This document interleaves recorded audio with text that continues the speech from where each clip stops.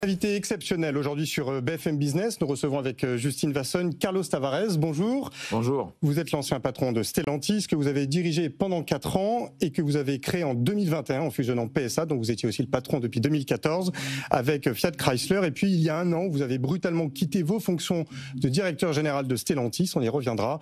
Vous publiez votre livre « Un pilote dans la tempête » chez Plomb, avec la collaboration des journalistes Dominique Seux des Échos et Bertie Bayard du Figaro. Carlos Tavares, une autre tempête s'est abattue sur le secteur automobile depuis votre départ. Ce sont les droits de douane, la guerre commerciale lancée par Donald Trump. Que feriez-vous si vous étiez encore le pilote de Stellantis aujourd'hui ? D'abord, j'attendrai que la poussière retombe.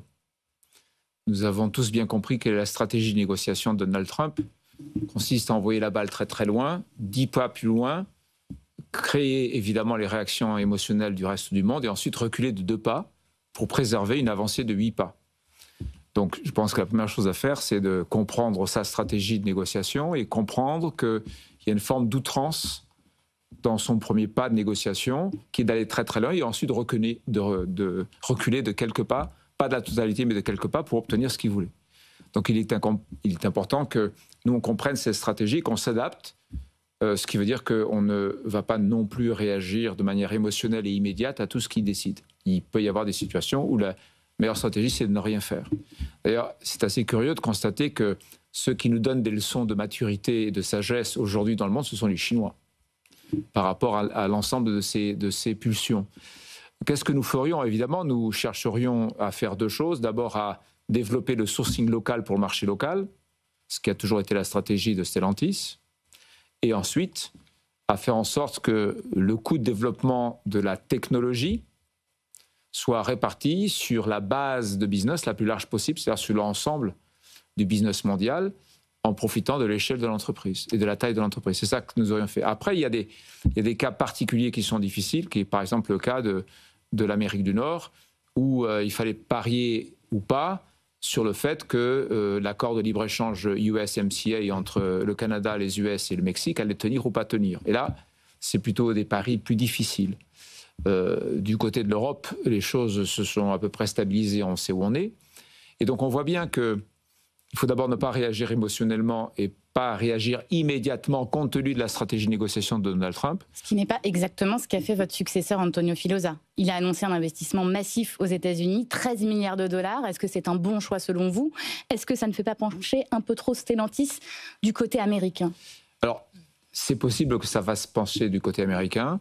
La première question qu'il faut se poser, c'est d'où viennent les 13 milliards ? Est-ce qu'on les a ? Est-ce qu'on les produit dans le free cash flow ? Et donc, c'est la première question, c'est comment on va financer ces investissements. Et deuxièmement, il faut se méfier des annonces. Si vous prenez une période temporelle suffisamment large, dans l'industrie automobile, vous pouvez assez rapidement investir 13 milliards, puisque 13 milliards, c'était à peu près l'investissement à R&D et CAPEX de Stellantis sur une année du temps où j'en étais le patron. Et donc Stellantis investit trop aux États-Unis aujourd'hui ? Ça dépend quelle est la période temporelle que vous utilisez pour annoncer le chiffre. Si vous dites que c'est sur une année, c'est tout l'investissement R&D CAPEX de Stellantis quand j'y étais. Si c'est sur 5 ans, ça n'a rien d'exorbitant. Ça paraît être sur 4-5 ans, en tout cas. Voilà, donc ça, c'est pas exorbitant, c'est un rythme, je dirais, normal. Alors après que, dans une forme d'habileté de communication, on regroupe 5 ans d'investissement pour dire on va investir 13 milliards, donc on est un bon citoyen américain. On peut comprendre cette habileté de communication. Mais au-delà des droits de douane, est-ce que Stellantis ne devient pas trop américain ? Antonio Filosa est italien, mais il a passé le plus clair de son temps, vous le savez, vous le connaissez, en Amérique du Nord, du Sud. Est-ce qu'il n'y a pas ce risque-là pour Stellantis aujourd'hui ? Oui, le risque, il existe. Et d'ailleurs, je le décris dans le livre que vous avez la gentillesse de citer, sous la forme de la protection de la cohésion de l'entreprise. La force de Stellantis, c'est que c'est l'entreprise qui a la diversité de nationalités la plus élevée au monde. Quand vous parlez de Toyota, vous parlez de japonais. Quand vous parlez de Volkswagen, vous parlez des Allemands. Quand vous parlez de GM, vous parlez des Américains. Stellantis, si ma mémoire est bonne, c'est 174 nationalités différentes. Et donc, c'est un melting pot de nationalités très différentes qui nous apporte une richesse extraordinaire de compréhension du monde et de vision du monde suivant différents angles. Et donc, c'est une force extraordinaire d'entreprise. Donc, je pense qu'il faut préserver la diversité de Stellantis et la cohésion des 3 pôles émotionnels de l'entreprise, qui sont les États-Unis avec Chrysler, la France avec Peugeot et l'Italie avec Fiat. Ça fait partie des forces de l'entreprise. Donc moi, je recommande, avec beaucoup de bienveillance, qu'on prête beaucoup d'attention à cette cohésion. La cohésion, évidemment, on la protège aussi. Évidemment, en ne créant pas de déséquilibre tel que celui que vous avez mentionné, qui est un risque. Et c'est un risque qu'il faut aussi apprécier sous un autre angle, qui est l'angle de la compétence. C'est-à-dire que nous avons, en Europe et notamment en France, d'excellentissimes ingénieurs, notamment, issus d'un système éducatif de haut niveau que nous critiquons beaucoup, mais qui est très apprécié, par exemple, des entreprises californiennes qui viennent prendre des ingénieurs français pour travailler en Californie, et j'y ai rencontré beaucoup. Donc la valeur de l'éducation scientifique française dans le monde, elle est reconnue. Et donc se priver de ce talent-là ne serait pas une bonne nouvelle pour l'entreprise, puisque ce talent est là, tout le monde le reconnaît, à commencer par les États-Unis, la Californie. Donc je pense que la recommandation que je peux faire et que je fais dans le livre, c'est protéger la cohésion sur ces 3 piliers historiques et émotionnels de l'entreprise et utiliser le talent disponible, notamment en France, puisque l'éducation scientifique y est de très bon niveau. Alors vous parlez de 2 mondes automobiles, hein. D'un côté les États-Unis repliés sur eux-mêmes mais qui restent rentables, et puis de l'autre l'Europe qui s'expose à la concurrence chinoise, on va en parler. Est-ce que vous pensez, comme vous l'avez un peu suggéré là, que Stellantis peut exploser, être scindé en deux entre ces 2 continents, l'Amérique et l'Europe? Le risque existe, on peut le combattre. D'ailleurs dans le livre... Et comment on le combat alors, si on investit autant aux États-Unis? D'abord, on n'investit pas autant puisque c'est un investissement sur 5 ans. Donc les 13 milliards sur 5 ans, ça n'a rien d'extraordinaire par rapport au rythme de Stellantis. Est-ce que vous pensez qu'il y a une tentation de votre successeur et de l'actionnaire John Elkann de scinder justement Stellantis en 2? C'est un risque que je signale dans le livre et que je crois que nous devons éviter. Mais je renvoie aussi cette question-là au board, au conseil d'administration, en disant, dans un monde qui se fragmente, vous avez un bon sujet de discussion stratégique pour le board, qui est de répondre à la question, faut-il être global ou pas global dans un monde qui se fragmente? Et cette question-là, elle est posée. C'est une question du niveau du conseil d'administration. Alors, est-ce que ça veut dire qu'il faut aller, selon vous, plus loin, comme vous le vouliez? En tout cas, c'est ce qu'on entendait quand vous étiez encore aux manettes, qu'il fallait encore faire grossir Stellantis, un nouveau tour de consolidation. Vous parlez dans votre livre d'un mariage que vous auriez imaginé avec le coréen Hyundai. Pourquoi Sous Hyundai? la douche. Certains y pensent en se rasant, vous, c'est sous la douche. Sous la douche, Pardon, absolument. C'était juste avant que je parte. Oui, j'ai pensé à Hyundai parce que si vous regardez de manière rationnelle ce qui se passe dans l'antitrust occidental, vous avez un antitrust européen qui empêche tout rapprochement entre Renault, Stellantis et Volkswagen, parce que ça fait sonner toutes les alarmes de l'antitrust européen, et qui empêche une fusion entre un GM et un Stellantis, ou un Ford et un Stellantis, pour les mêmes raisons dans le domaine des pick-up. Donc les 2 antitrusts américains et européens empêchent la consolidation. Ce qui veut dire quoi? Ce qui veut dire que si vous voulez continuer à consolider pour avoir un effet de taille encore plus important, pour diminuer vos frais de R&D qui sont croissants, eh bien il faut regarder vers des acteurs qui ne sont pas très présents sur le marché occidentaux. Les acteurs qui ne sont pas très présents sur le marché occidentaux, ça reste les Asiatiques, à l'exception de Toyota. Mais ça peut être aussi peut-être des acteurs chinois. Et donc vous les en acteurs parlez chinois, aussi c'est ceux qui aujourd'hui sont encore suffisamment petits pour que si vous fusionnez avec eux, vous n'allez pas déclencher les alarmes de l'antitrust. Donc vous regardez d'ouest en est. Quand vous regardez d'ouest en est, vous avez les Japonais. L'affaire Nissan de Carlos Ghosn ne nous incite pas à aller dans cette direction-là, et je pense que Toyota n'en veut pas et n'en a pas besoin. Vous avez les Chinois, et si vous faites une fusion avec eux, c'est parce qu'ils vont prendre le contrôle de votre entreprise, donc vous n'avez pas intérêt à le faire. Et vous avez les Coréens. Et compte tenu de l'excellence du travail qui est fait par Hyundai et Kia, sous ma douche, j'avais imaginé que s'il y avait un step de consolidation supplémentaire, il ne pouvait être que d'ouest en est, et qu'il pourrait se faire avec un Asiatique, qui dans ce cas-là devrait être les Coréens. Ce que vous avez aussi imaginé, même on vous a contacté, un constructeur chinois, vous le dites, vous a contacté pour racheter Citroën. Est-ce qu'un jour on peut imaginer un monde où Peugeot et Citroën sont rachetés par Leapmotor, par exemple, par un constructeur chinois? Renault est racheté par Geely. Est-ce que dans 10 ans, Peugeot, Citroën et Renault seront chinois? Est-ce que ce monde existe? En tout cas, je peux vous dire qu'il m'a fallu à peu près 10 ans pour sortir le chinois Dongfeng de la base actionnariale de PSA. Quand j'y suis arrivé, ils avaient 15%. Quand je suis parti, ils étaient à moins de 2%. Donc, oui, ça peut se produire. La difficulté qu'a rencontré PSA en 2013, 2012, 2013 a conduit à ce que Dongfeng, constructeur chinois, d'État chinois, avait une présence significative au capital de PSA, comme l'État français d'ailleurs. Ils ont participé au sauvetage de PSA à ce moment-là. Et donc, ce que vous dites est possible. Et le mécanisme qui est très pervers et que j'explique dans le livre, il est assez simple. Vous avez aujourd'hui, par la qualité de leur technologie et par l'agressivité de leur prix, des Chinois qui prennent des parts de marché en Europe. Il est facile d'imaginer que d'ici à 5 ans, ils auront 10% de parts de marché. Avec 10% de parts de marché, d'un marché à 15 millions, ça fait 1,5 million de voitures. Ça fait 10 usines à 150 000. Donc vous avez 10 usines à 150 000 voitures par an en Europe qui, dans quelques années, n'auront plus de voitures à produire. Et donc vous allez avoir des fermetures d'usines. Ça veut dire des manifestations, ça veut dire des grèves, ça veut dire des pneus qui brûlent. Le jour où ça va se produire, nos leaders politiques, ils vont applaudir dès demain l'arrivée d'un investisseur chinois qui évite la fermeture de l'usine en la rachetant pour l'euro symbolique.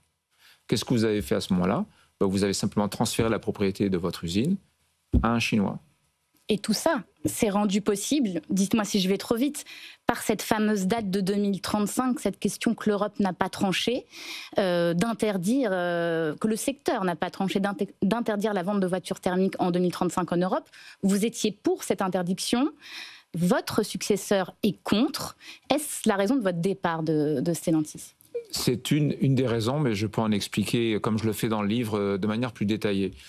En fait, nous avons subi un diktat réglementaire qui est gravissime, puisqu'il résulte d'une décision prise par le Parlement européen qui est irresponsable, parce qu'elle a des conséquences sociales très graves, et elle n'avait pas sur la table une étude d'impact.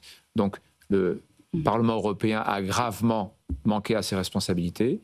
Il a été suivi par une commission dont le dogmatisme dans sa réaction émotionnelle à la tricherie de Volkswagen a été absolu, et le Conseil n'a pas été capable d'apporter un peu de sagesse à ce diktat. Ce diktat, il a une conséquence simple, c'est qu'il a simplement oublié qu'il imposait une technologie plutôt que créer une réglementation neutre en technologie qui était excessivement chère et que par conséquent la classe moyenne ne peut pas acheter. Mais pourtant vous étiez pour. Évidemment, puisqu'elle est progressée sur la réduction des coûts. Et qu'on voyait bien qu'il fallait bien faire quelque chose pour la planète. Et là, vous avez deux approches. Vous avez l'approche du patron d'une entreprise cotée qui essaie de gagner la course dans un cadre réglementaire qui lui est imposé. Et le cadre réglementaire, il était dur, mais clair. Donc, vous devez vendre du véhicule électrique. Et donc, dans ce cadre réglementaire, mon boulot, c'était de créer les conditions de cette course victorieuse.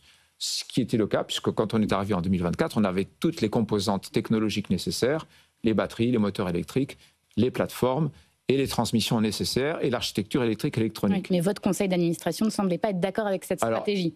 C'était une des raisons de mon départ, effectivement, puisque j'étais dans l'application de la stratégie qui avait été discutée, validée par mon conseil d'administration et présentée en mars 2022, ni plus ni moins, et que nous avions une opportunité merveilleuse à l'automne 2024, qui était, pendant que mes concurrents pleuraient et sautaient sur les freins, moi j'avais les ingrédients pour accélérer et prendre le lead de la course. Donc c'était une opportunité en termes de compétition pour l'entreprise qui était merveilleuse, puisque tous les autres semblaient baisser les bras et commencer à pleurer. Donc c'était le moment où il fallait au contraire accélérer, puisque nous avions déjà tous les composants de cette technologie. Je ne dis pas que c'est une bonne solution pour la société, parce que le coût de cette technologie est exorbitant, et le bénéfice pour la planète est minime. Donc pour la société, le citoyen européen ingénieur que je suis trouvait que c'était une mauvaise décision. Mais dans le cadre réglementaire, le patron de l'entreprise se devait de gagner la course avec ces outils-là. Et nous avions les outils, nous étions prêts.